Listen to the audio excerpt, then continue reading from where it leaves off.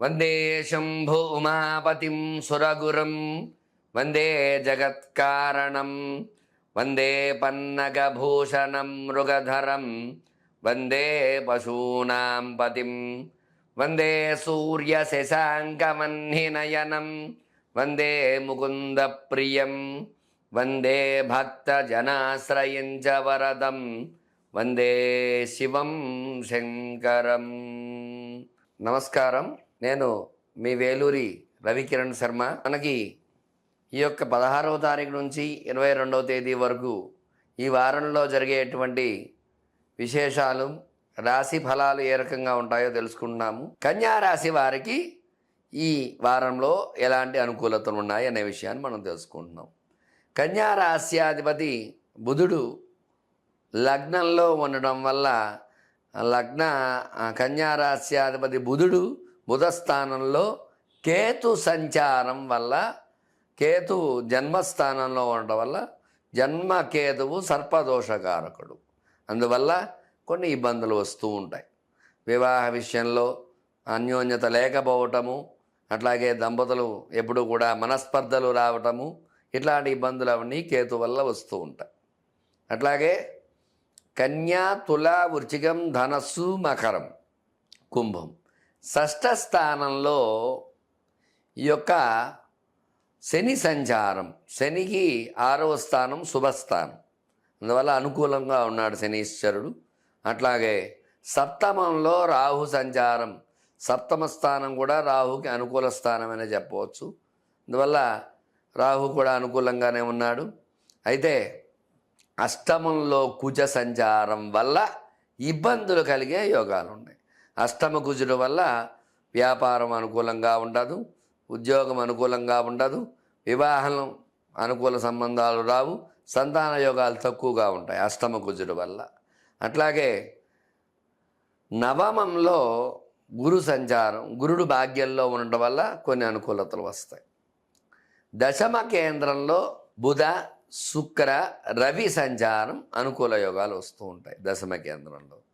ఈ బుధ, శుక్ర, రవి అనుకూలతల వల్ల కొన్ని విశేషమైన వార్తలు వినడం, అట్లాగే మొత్తం మీద చూసుకున్నట్లయితే కొన్ని మిశ్రమ ఫలితాలు అయితే ఉన్నాయి. ఈ యొక్క కుజుడు అనుకూలంగా లేకపోవటము, జన్మ కేతువు, కుజశ్చ కేతు అన్నారు. అందువల్ల కేతువు అనుకూలంగా లేకపోవడం వల్ల వీళ్ళ మంగళవార నియమాలు పాటించడము, సర్పదోషానికి సర్ప సూక్త పారాయణం లేదా సర్ప సూక్తాన్ని వినటము, ఇలాంటివి చేయడం ద్వారా అనుకూలతలు వస్తాయి. అట్లాగే ఈ యొక్క సర్పకారకుడు సుబ్రహ్మణ్య స్వామి కాబట్టి మంగళవారం నాడు సుబ్రహ్మణ్య స్వామి ఆరాధన చేయటము, సుబ్రహ్మణ్య స్వామి వారికి విశేషముగా ఎర్రని పుష్పాలతో అర్చన చేయటం ద్వారా సుబ్రహ్మణ్య అనుకూలత వల్ల ఈ యొక్క కుజకేతు అనుగ్రహం అనేది పొందడం జరుగుతుంది. ఇంకా ఈ యొక్క కుజకేతువులకి ఈ యొక్క ధరణి గర్భ సంభూతం విద్యుత్ కాంతి సమప్రభం కుమారం శక్తి అస్తంచ మంగళం ప్రణమామ్యహం అనేటువంటి శ్లోకాన్ని ప్రతి నిత్యము 7 సార్లు వినడము, పారాయణ చేయడం ద్వారా ఈ కుజ అనుకూలత వస్తుంది. అట్లాగే కేతువు జ్ఞానకారకుడు కాబట్టి ఈ కేతువుకి అధిష్టాన దేవత గణపతి కాబట్టి గం గణపతయే నమః అనేటువంటి నామాన్ని 108 సార్లు ప్రతినిత్యము పారాయణ చేయడం ద్వారా ఈ యొక్క కుజ కేతు అనుకూలతలు రావడం ద్వారా ఈ రాశి వారికి కొన్ని అనుకూలతలు వస్తాయి.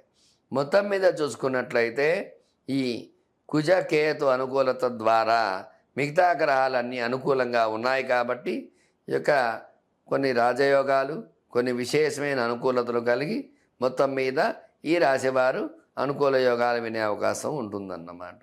విద్యారంగంలో చదువుకునే వారికి జన్మంలో కేతు ఉండడం వల్ల, కేతు అనుకూలత వల్ల విద్యారంగంలో విజయకేతనం ఎగరవేయడం జరుగుతుంది. అట్లాగే ఉద్యోగపరంగా చూసుకున్న ఉద్యోగంలో కూడా విశేషమైన యోగాలు వచ్చే అవకాశం ఉంటుంది. వ్యాపారం అది కుజుడు ఒకడు బాగోలేదు కాబట్టి వ్యాపారానికి కొన్ని ఇబ్బందులు వస్తూ ఉంటాయి. అట్లాగే రోగకారకుడు, రుణకారకుడు కుజుడు. ఇదటు అనారోగ్యం వచ్చే అవకాశాలు కొద్దిగా ఉన్నాయి, కొంచెం జాగ్రత్త వహించాలి. అట్లాగే ఈ యొక్క రుణ బాధలు వస్తూ ఉంటాయి, కొన్ని జాగ్రత్తలు వహించాలి రాశివారు.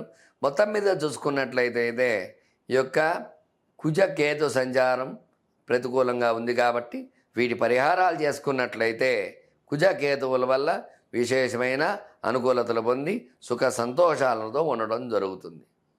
కాయేన వాచా మనసేంద్రియైర్వా బుద్ధ్యాత్మనా వా ప్రకృతి స్వభావాత్ కరోమి యజ్జత్ సకలం పరస్మై నారాయణాయేతి సమర్పయామి.